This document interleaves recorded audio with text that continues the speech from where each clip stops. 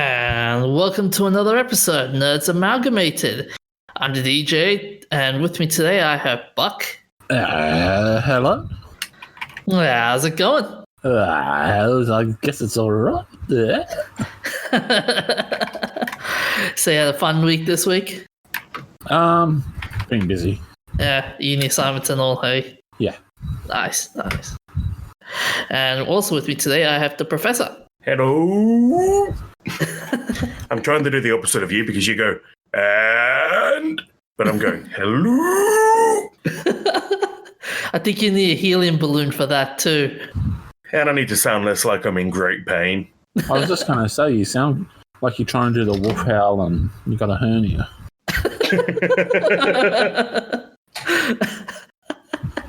How are you going, Professor? I'm going quite well.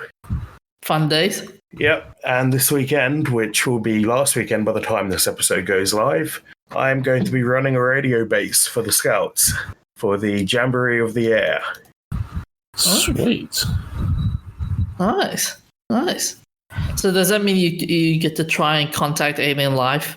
Unfortunately not, because the airwaves are all going to be jammed up by Scouts. And we got alien life. We got you.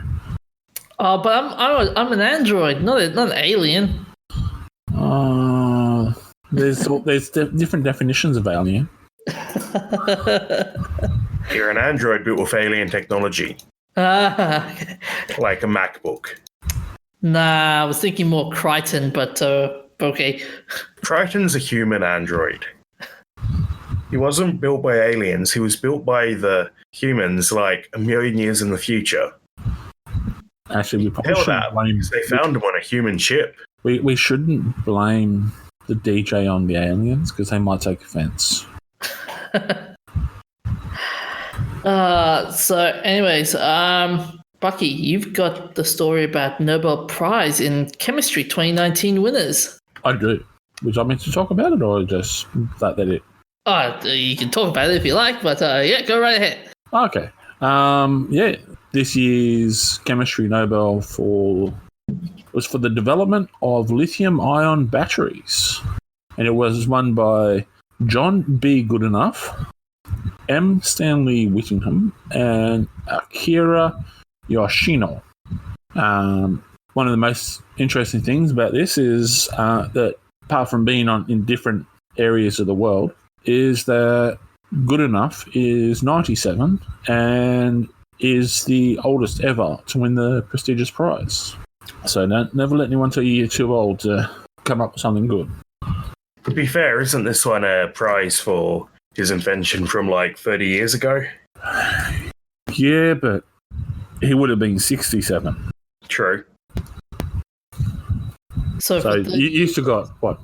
Sorry. 40 years or more before you're at that age, so you got time, you can do something. Great, I can go slack off and play video games for a bit. I'll come up with my world-changing invention later. Okay. But yeah, the lightweight rechargeable batteries are all over the place, like from your mobile phone, your laptop, electric cars, everything.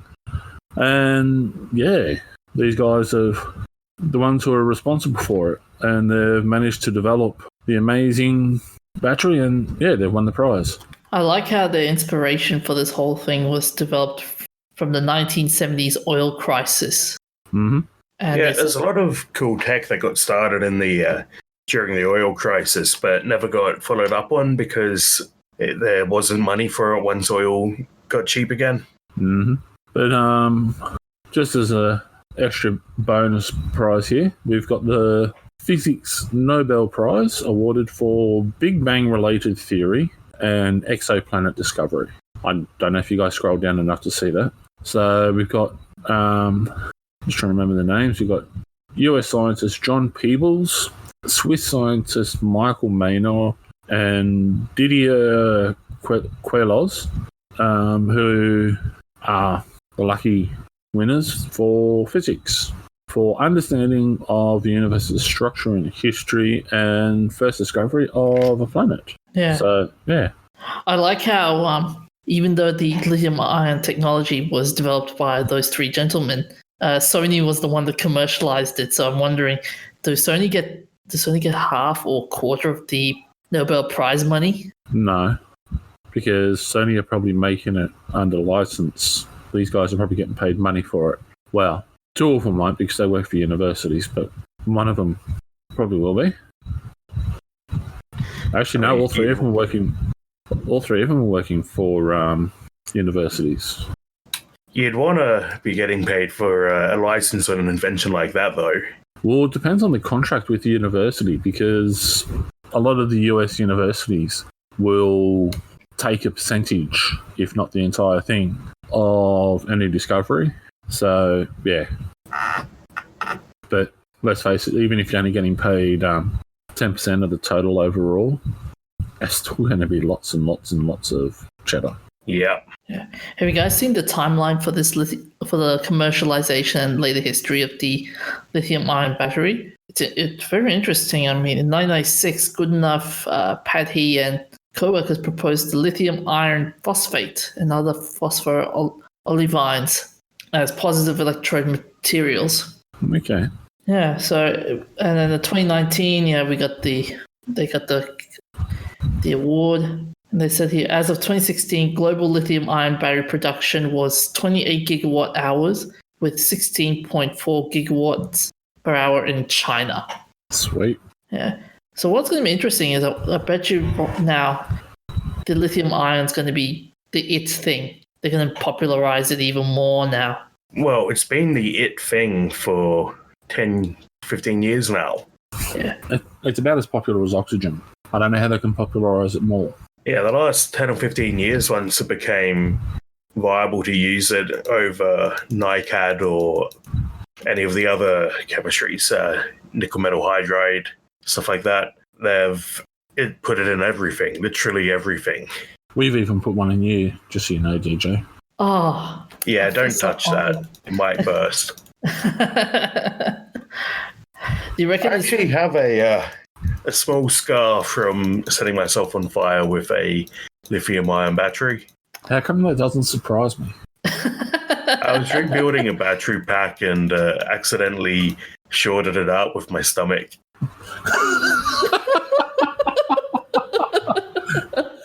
You remind me of that guy who does all the YouTube videos where he's doing different experiments and they all fail miserably.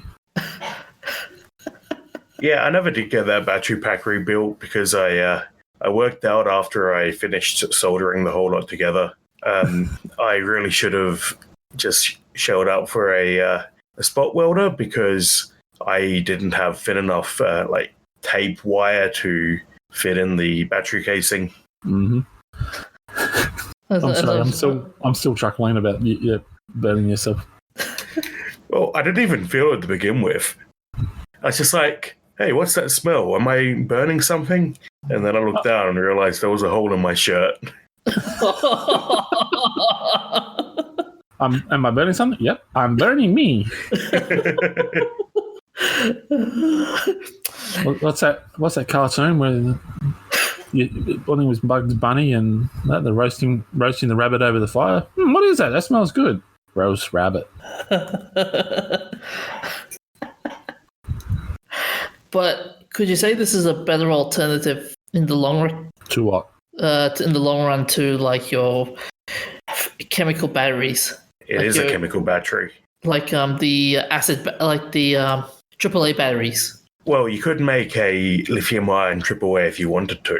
It's just that the standard form factor for a lithium-ion is either a pillow style, which is rectangular, or a cylindrical battery, most commonly 18650, which is the measurements of the battery. So you'll hear people talk about 18650s or 2650s, and that's just how big the battery is. Okay. So if you wanted to, and you could find a supplier, you could get AAA size lithium ions. You already can get AA's. I don't know about AAA's, but Energizer have ultimate lithium AA batteries. Oh, might only be lithium, not lithium ion. I thought it was lithium ion. Oh, the rechargeable batteries are. Yeah, there you go. You can buy 50 lithium ion batteries at just under $500 that are rechargeable. Okay. And you can burn yourself in multiple places. I try to avoid that. Try to keep it just to my garage. Okay. I think the DJ just burnt himself. I burnt myself to do the humor. So what are the other advantages could you see with the lithium-ion technology? The key one is the memory effect. Do you remember being told years ago that you should always run your batteries flat or only use them to about 40% or whatever? Mm-hmm. There's a thing called the memory effect where, just because of the way the batteries work, if you don't exercise them or manage them correctly, they will start degrading and they'll only provide a certain amount of power. So the key advantage of lithium ion is that it has no memory effect. So you don't have to worry about that happening. So what's the memory effect? Sorry, I just had to get in there and ask before the DJ got the chance to. Can I make a gif about it? No. The fun bit, though, is that I think the first place the memory effect was really noticed was satellites, because they load them up with a ton of batteries and they noticed that they were getting odd lifespans because the satellite would travel around the Earth and come back into the sunlight and start charging again. And over time, that would degrade the battery. Mm-hmm. Can you imagine in the future space shuttles being run by lithium-ion batteries? No. It's like no more rocket fuel, just use lithium-ion. No, there's no energy density for that. Unfortunately, chemical rockets are going to be the best way to get to space for a long time. Dang. Yeah. There is a lot of fun research coming out for when you're in space, though. There's there's the traditional ion engines, but there's a new one that's been being experimented on at the moment that just uses charges. It doesn't need any fuel. So you just provide it with a power source, and it provides an absolutely minute amount of thrust. But, it's space. There's nothing slowing you down. You just keep accelerating forever. So you could power this on methane? No, you use solar panels. Well, I was just thinking because methane's a byproduct. You got people on board, so you could trap and utilise the methane. The biggest downside from what I've gathered with lithium-ion batteries is the degradation side of it, though. Captain, we're low on power. Serve the beans again. Yeah, that's the thing. That'd be a big problem as well. Like low on power and degradation as well. Yeah, well, lithium batteries do decay over time. There's some new research that suggests there might be a way to extend the lifespan, but they have a fairly short lifespan, which is fine for most uses, but not great for basically sending something into space forever.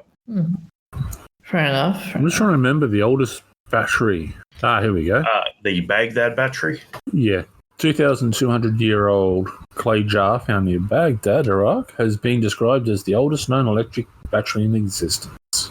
Yeah, and the Mythbusters did an episode on that and actually built a working replica. Mm-hmm. So what are the avenues? Other one I was thinking about was the Oxford Electric Bell, which has been running for 178 years or more. Oh yeah. So what other avenues can you see this lithium-ion tech being useful in besides space? Well, it's been utilised in pretty much everything. There's forklifts that are operating using lithium-ion batteries. I think you'll find that a lot of the electric cars that are operating, such as Tesla, utilise lithium-ion. The Tesla is literally just banks of 18650s. Is 18? Okay. So, there you go. So hopefully we can see more cool inventions with lithium-ion tech in the near future. Hopefully. All right, and so we should move on. Next up, we've got some updates on the Dolittle movie. Remember a couple of episodes ago we were talking about the Dr. Dolittle movie? No, not at all. Ah, It is he was having a quite a memory few effect episodes again? ago. Is he having the memory effect again? I mean, I don't even remember how many weeks ago it was. It was more than a couple. But yeah, so Universal Pictures have released a trailer 2 days ago, and they've renamed it from The Voyage of Dr. Dolittle to just simply Dolittle. And the film will be released worldwide on its previously announced date on January 17, 2020. So it was originally April 12th, 2019, then it's moved to 2020. So, and this time it's based on the character of Dr. Dolittle by Hugh Lofting and primarily the voyages of Dr. Dolittle. So, yeah. And the trailer came out a couple of days ago, and yeah, a couple of interesting plots and plot ideas and character announcements came out as well. I don't think it'll be as good as the first. I don't like the name. It tells me bugger all about it. Like, The Voyage of Dr. Dolittle, that tells me it's an adventure movie about a character who is a doctor. Dolittle makes it sound like some lazy guy.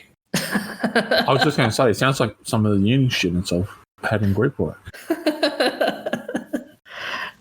The plot's interesting though. So it's basically Dr. Dolittle lost his wife 7 years ago, and the young Queen of England. No spoilers. Has he checked behind the couch? Where did he last see her? 7 years earlier. Okay, so a bit of a hiccup there. Voice recording software decided to leave the voice chat. It's so upset with the DJ that it just decided to get out. I think because of the movie title, I think everybody felt so upset. Yep, sounds about right. Well, you see, you said do little, so it decided, okay, I will do little. Oh, no. Oh, God. Hey, I know I look amazing with my beard, but I'm not a god. I'm not a deity. Anyway, so he's going on a big journey just to find a mythical cure. So, and he's accompanied by various animals. So that's the plot, basically. You spoiled it now. I don't have to watch it anymore. Yep. What are we going to see instead? I don't know. I got too many assignments to think about that at the moment. But yeah. So a couple of the cast that involved, like for example, Rami Malek, he's going to play this gorilla. Octavia Spencer plays the duck.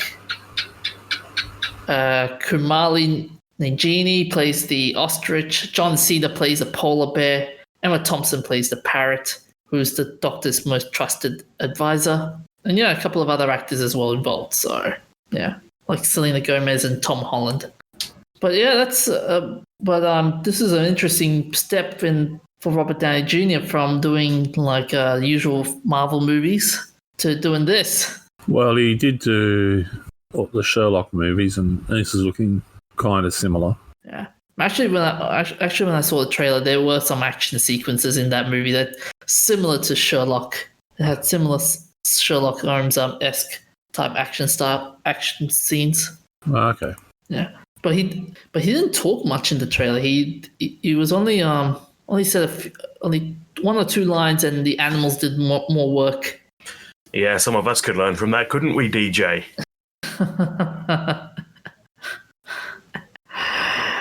So you guys gonna watch it, or are you gonna? Well, don't have to. You told us the plot.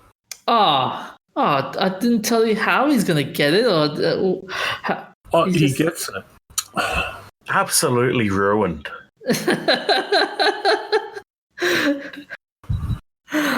You're despicable, DJ. Me? Yes, you. Despicable. You ruin everything. We need Daffy Duck in here. Oh, God. I told you I'm not a god.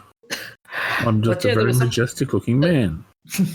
But here's an interesting fact for you. The reason why they extended the release date for the movie is apparently, from what I've gathered, it was reported that the film has undergone 21 days of reshoots following poor test screenings The director director Jonathan Liebsman helped oversee the filming alongside Gagan, while Chris McKay helped write new material after it became clear from the first cuts that the comedy and computer-generated elements of the film were not coming together. Yeah, so reshoots. That's never been a great sign of a good movie, has it? Sonic. Not even that. That was just redoing the CGI. But how many good movies, like the ratio of good movies that have had to do extensive reshoots after test audiences to bad movies that have done that isn't very good. I just hope it improves the quality of the film, in my opinion, but time will tell. Time will tell. I think they're hoping the same. And the last topic for the evening, Professor, you've got a story about the Day of Dragons and the big confusion in relation to it. Well, it's my new favorite example of the naming problem. Because picking a name is hard. You can pick a name, but then you'll find out that something else has already used that name, and you're just reusing a name, like Doolittle. Or Bob. Yeah, so in this case, a Kickstarter for a game called Day of the Dragons got $500,000 in it got $500,000 in pledges after the Harry Potter Wizards Unite mobile game had their Day of Dragons event. The developer likes to say that he hasn't heard from anyone who has mentioned Harry Potter, but I'm inclined to think that even if he did, it's still gotten a lot of traffic from just the name association. Mm-hmm. Sorry, I'm just Googling Harry Potter events at the moment. So I can plan a Kickstarter event for similar. You're supposed to give them a product at the end. This guy, though, is very, very lucky. He was asking for $12,000, got $500,000. Well, there you go. See, I'm sure I can come up with something that's worth $12,000 to distribute. Keep the rest. I could buy a very nice car with that money. Buy a houseboat. I do like this bit from the Forbes article, though. The lead developer started working on the game after his father passed away in 2016. He states his family and friends didn't think this was a sound idea. Now he has $500,000. He's got more friends. Yeah, so if he, I hope he manages to pull it off and he doesn't get too bogged down in the fame like the Cube World developer. After releasing the public alpha of Cube World, the developer basically couldn't handle the attention and went into isolation for a bit. And it's only now, years later, that he's come back and is publishing more info about the game. Mm-hmm. And I'm also hoping that this guy doesn't see all the money that's come in and decide to add a whole bunch of stretch goals like Star Citizen. Oh. Although, have they actually got anything new in that game yet? My friend who plays it occasionally says that it is slowly getting there, but it is slowly. No joke. Here's an interesting thing for you. Day of Dragons, it's not only a Harry Potter thing, but it's also a Magic the Gathering thing as well. Yeah, but who plays Magic the Gathering? Oh. Like, seriously, there's no big Day of Dragons event in Magic the Gathering that happened to coincide with this guy's Kickstarter like this. So I doubt it was Magic the Gathering that got him attention. I'm just backing right away from that one. Fight me. No, you need to cook yourself a bit longer yet. Has the Rowling estate did anything to say like cease and desist kind of thing, or are they gonna? The Rowling? No, I doubt they're gonna do that. It's just a name. Who's the Rowling estate? J.K. Rowling. Oh, you mean Rowling? Yeah. I wasn't even gonna drag him through the ringer for that one. But you're right, I should have. Yeah, I'm like I said, I'm kind of amazed that he survived through all the legal paperwork. What legal paperwork? With like copyright and what copyright? There's been people talking People have been talking about Dave Dragons going back into the Dark Ages and prehistory. Yeah. So you guys going to get the game, or are you going to wait for it? I'll wait and see when it comes out. Same. Fair enough. It does honestly look like it's going to be a very niche game, and I'm happy that he's got so much funding, but there's a lot of Kickstarters in this genre that don't go anywhere. It does remind me of the Reddit meme about the 100% science-based Dragon MMO. Okay. Quite a few years ago now. Mm-hmm. Someone posted on Reddit a handful of wireframe models of dragons and basically said, I'm starting a studio to make a 100% science-based Dragon MMO. And they're like, it's going to be science-based. And how long did the campaign last for? There was no campaign. This was before Kickstarter. But it's a really awkward thread. Was this the earlier project for what's his name behind Star Citizen? No, actually, his earlier project was actual good stuff that he finished eventually. Seriously? Yeah. Yeah, he the 100% science-based MMO, I think it's called Time of Dragons. That's on Steam. I wasn't aware they ever got anywhere because they got a pretty hard ribbing from Reddit when they first posted it. I want to see I bet you the responses to the game must have been pretty horrible. Let me see the reviews. I'm not convinced this is the same game. It's got basically none of the features that the original developer was promising. Is it science-based? No, the dragons have missiles and lasers. Whoa, there's And science. are there riders? I'm not sure. It is a free-to-play game, though, but I don't think it's the same game. Yeah. You know what happened with the science-based dragons? They joined Skyrim. Those dragons aren't science-based. How does a dragon speak English? It doesn't even have lips. Telepathy. Yes, they do have lips. They've got mouths, so they've got lips. You look at a dragon's mouth. Do you think that thing can speak English? Not even close. You haven't seen Dragonheart, haven't you? You species, you. I might have read the book. Is that the one where there's the Robo Dragon? No. No? It's the one that had Sean Connery in it. I had a talking dragon. Okay, yeah, that's different. The one I'm thinking is a young adult book, I think, where there's one of the last dragons is trying to find out where the rest of the dragons are, and there's a robo dragon who was made to hunt down and kill the dragons. But hang on, talking about talking dragons, you're dissing on Smorg. Oh, hey. That's fantasy, though. It's not trying to be science-based. How dare you? Is this going to be like there is a god, but there's no such thing as a god debate? Tolkien was a linguist, not a scientist. His books are histories, not science. So in his book of history, he has a talking dragon. They're also very clearly not supposed to be taken 100% as fact. How do you know? The appendixes. Well, you took the appendix out of the dragon. No. Oh, I think this is starting to get a bit messy now. Yep. I'm just staying well away from it. Someone. Oh, dear God. I told you before, I'm not a god. Anyways, so moving along. Bucky, what game have you been playing? I'm still playing World of Warships. Oh, Because it's so nice. much fun. I've expanded my fleet with more ships, and they are doing a Halloween special where you get to have a range of various special ships and you get to go do special missions.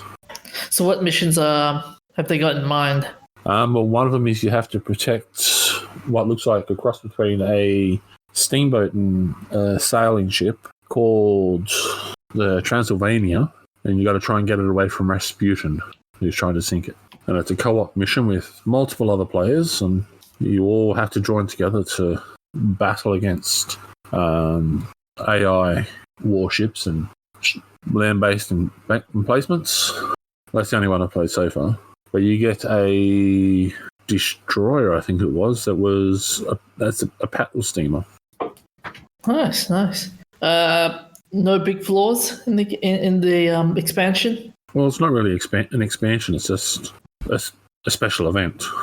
Ah, okay. But yeah, no, it's fun. You sail around and blow up other players and sink their ship. Nice.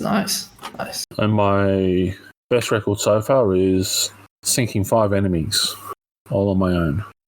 And it's fun to watch the aircraft carrier explode. Fair enough. I've been playing Mortal Kombat 11, and before you guys say, "Oh, it's not a new game or anything," hear me out. A couple of weeks ago, Mortal Kombat released a new character, and it is the Terminator. But it's not a new game. I know it's not a new game, but a new character came out though, and it's the Terminator. I mean, who wouldn't want to play as the Terminator in Mortal Kombat? Probably the original Terminator. Yeah, this. Before I continue on, Buck, how many Beanie Babies would you give the game out of 5? How many whats? Nerdy beanies. I said Beanie Babies. You did. Are you doing some sick, perverted thing that we need to be worried about again? No. Okay. I think I gave it 4.5 nerdy beanies last week, so yeah. Awesome. Still the same. All right. So as I was saying with Arnie. So Arnie's Arnie's not really voicing in this game, but he apparently handpicked the voice actor to portray his voice. And I will say gameplay wise, it's pretty awesome. What, they couldn't get Arnie to do his own voice? No, he was in surgery from what I've recalled. So they picked He'll be back. Yeah, gameplay wise, he's a fun character. Like he doesn't scream. He doesn't scream in pain, or he doesn't yelp. And an interesting thing, when you get to your quarter of your health, Arnie Schwarzenegger's body disintegrates, and you get to fight as the exoskeleton. As the exoskeleton? Yeah, the T-800. That's not an exoskeleton. Not at all. That's an internal skeleton. That's an endoskeleton. Ah, yes. My mistake. Do you know what an exoskeleton is? Yeah, it's a outside suit of armor. Well, not necessarily a suit of armor, but it is usually a hardened carapace. But yeah, with this one, the biggest flaw I'm facing with the new character is it's the fact that you only have you only have to fight as the Terminator T-800 with a quarter of your life. Well, technically, you're always playing as a T-800, aren't you? Yeah, technically, but not like the robotic body though. As in, like you don't get to play the skeleton. You only play as Arnie character, and then all of a sudden, yep, I play as the temporarily indestructible T-800. So yeah. I would give this one 4 out of 5 for now. Anyways, Professor, what have you been playing? I've been playing some more Creeper World 3. I've been playing some of the challenge missions. There's quite a few challenge missions. Like, my big complaint was that the previous games were a bit short. This one's got a ridiculous number of levels, like literally hundreds. Oh, nice. It's going to take me a while to get through them. So are they as long as the Dark Souls quests, or are they totally different? No idea. I haven't played Dark Souls yet. Any other big flaws you've noticed in the game? No flaws, but I'm tempted to get to know the scripting language and see if I can come up with any unique map ideas. Nice. So how many? How would you rate it? I was 9 out of 10 last week, wasn't I? I think yes, 8 out. You're special. Yeah, I'm special. So 9 out of 10? Yeah. All right. Awesome. So moving on to our shout-outs. So on the 3rd of October 2019, Boyan Slat's floating boom is in capturing plastics along with microplastics finally works after some setbacks in its initial stage. 8th of October 1582, between October 4th and October 1582, because the 10 intervening days have simply been declared out of existence by the Pope. This offer may not apply outside Italy, Spain, and Portugal. All this happened because the Earth year is about 11 minutes short of the 365 one-quarter days set by Julius Caesar. It's really 365 days, 5 hours, 48 minutes, 46 seconds. If the drift kept up, Easter would eventually have been observed in the summer and Christmas in the spring. Hang on. We observe Christmas in summer already. No, but Christmas in the spring, so it'll be... So if we just wait long enough, it'll go all the way around and come back to normal. Yeah. And Easter in the summer, that would be interesting. Yes, watching all your Easter eggs melt. Yeah. Hang on, we live in Queensland, it happens already.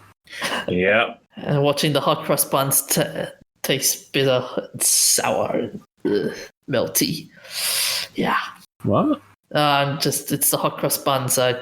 All melted hot cross buns. That doesn't taste right. Melted hot cross buns. Yeah. Didn't you ever get the double chocolate hot cross buns? No. Oh, he's special man. Anyways, moving along. 14th of October 2019. Nobel Prize winners in the fields of physiology or medicine, physics, literature, economic sciences, and peace. So congratulations to all the prize winners. 16th of October 2019, astronauts Christina Koch and Jessica Meyer from Expedition 61 will venture to the far side of the station on the Port 6 truss structure.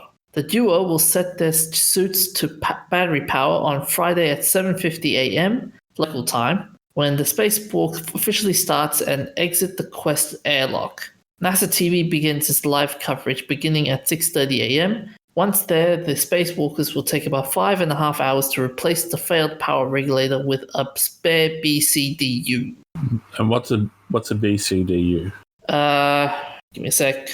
A battery charge discharge unit. Ah, okay. Yeah. So that's interesting. First spacewalk after so long. Pardon? They had a spacewalk last week, I think it was. I was watching. I mean, this is the first all-female spacewalk. Yeah, that's what. Yeah, sorry, I should have worded that properly. Yeah, all-female spacewalk. Like they tried to do it the first time around, but it didn't work out. They forgot to pack the bags properly. Yeah. Oh man. And we got a special mention. So today, on the 17th of October 2019, the leading solar car competing in the World Solar Challenge has burst into flames, forcing the team out of the race for the first time in 20 years. The solar car from the Vattenfall Solar team caught a light on the Stewart Highway, just south of Port Augusta this morning, just 263 kilometers from the Adelaide finish line. On which highway, sorry? Stewart Highway. It's not the Sturt Highway? No. Okay. That's an Australian. Back on the boat, mate. Oh, you first, Professor. You first. Hey, I'm whiter than you, which means I've been here longer, right? That's the logic, isn't it? No. So that's going to sound really bad taken out of context. Yep. Actually, I apologise. It is the Stewart Highway. Runs north to south. The Sturt Highway runs across from Victoria to Adelaide. All right, Buck, let's pack our bags. Why do I have to go? I didn't say anything stupid. You caught him out for it. I just asked him what was the Sturt or the Stewart. Remembrances on the 11th of October 2019. Alexei Leonov, Soviet-Russian cosmonaut, Air Force Major General, writer, and artist. On the 18th of March 1965, he became the first human to conduct a spacewalk, exiting the capsule during the Voskhod 2 mission for 12 minutes and 9 seconds. He was connected to the craft by a 4.8-meter tether. At the end of the spacewalk, Lenov's spacesuit had inflated in the vacuum of space to the point where he could not re-enter the airlock. He opened the valve to allow some of the suit's pressure to bleed off and was barely able to get back into the capsule. Lenov had spent 18 months undergoing weightlessness training for the mission. In July 1975, Lenov commanded the Soyuz capsule in the Soyuz Apollo mission, which docked in space for 2 days with an American Apollo capsule. Lenov was an accomplished artist whose published books include albums of his artistic works and works he did in collaboration with his friend Alexei Sokolov. Lenov took colored pencils and papers into space, where he sketched the Earth and drew portraits of the Apollo astronauts who flew with him during the 1975 Apollo-Soyuz test project. Interesting fact, Arthur C. Clarke wrote in his notes to 2010 Odyssey 2 that after a 1968 screening of 2001 A Space Odyssey, Lenov pointed out to him that the alignment of the moon, earth, and sun shown in the opening essentially the same as that of Lenov's 1967 painting Near the Moon. Although the painting's diagonal framing of the scene was not replicated in the film. Clarke kept an autographed sketch of that painting, which Lenov had made after the screening, hanging on his office wall. Clarke dedicated 2010 Odyssey 2 to Lenov and the Soviet physicist Andrei Sakharov. The fictional spacecraft of the in the book is called Cosmonaut Alexei Lenov. He was the last living member of the 5 cosmonauts in the Voskhod program. He died from a long illness at the age of 85 in Moscow. Wow, quite an accomplished guy. 11th of October 2019, Robert Forster.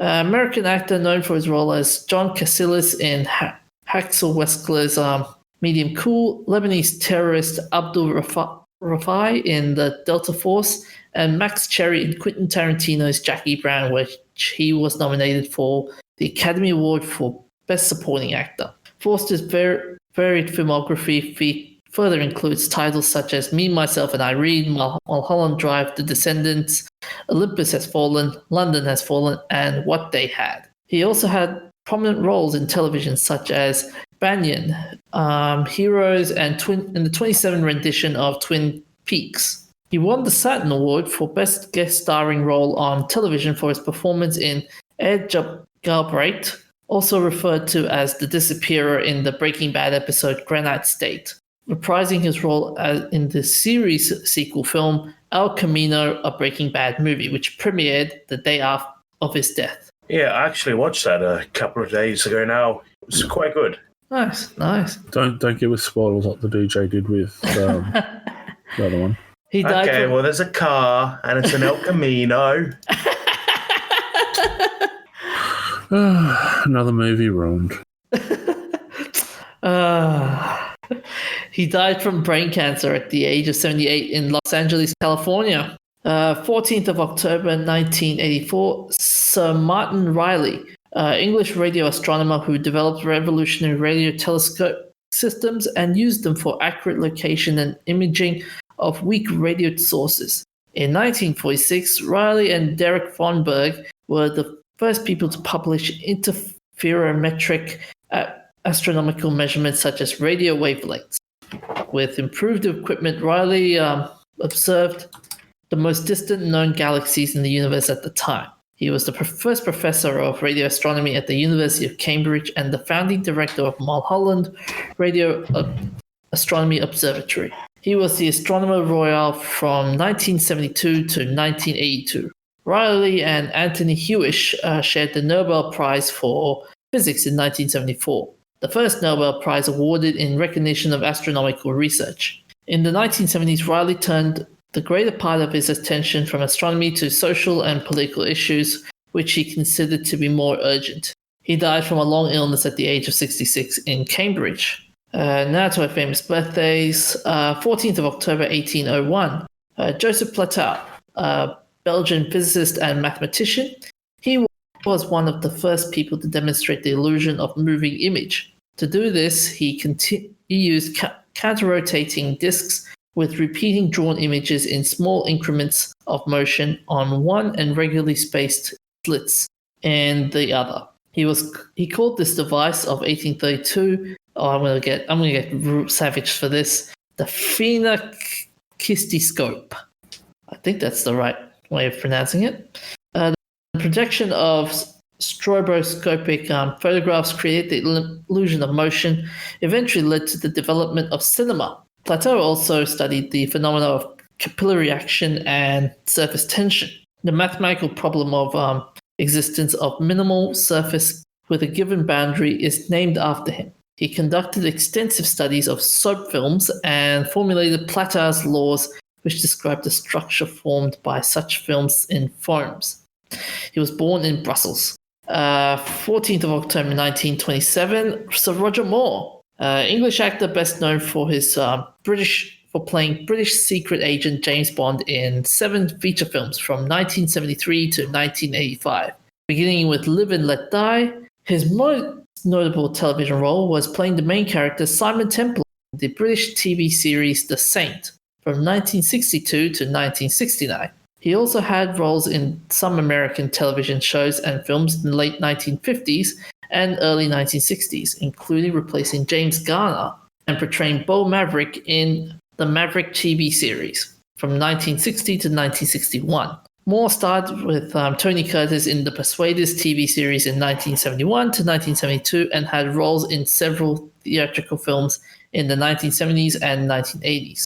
Moore was appointed UNICEF Goodwill Ambassador in 1991 and was knighted by Queen Elizabeth II in 2003 for services to charity.